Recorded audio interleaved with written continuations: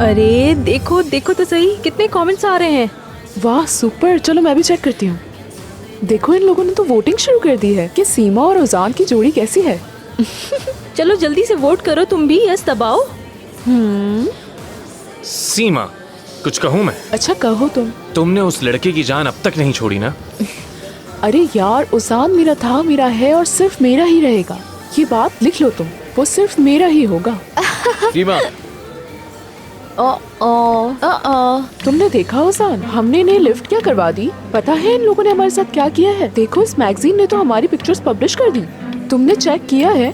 क्या तुम मुझे बेवकूफ समझती हो? आई नो ये तुम्हारी हरकत है। नहीं, ऐसा बिल्कुल नहीं है उजान। अरे तुम मुझ पे इल्जाम लगा रहे हो, मैंने क्या किया है? इल्जाम नहीं लगा रहा हूँ, आखिरी दफा वार्न कर रहा हूँ, मुझसे दूर रहो, यही तुम्हारे लिए बेहतर है। हमारे बीच कुछ नहीं हो सकता, समझ गई?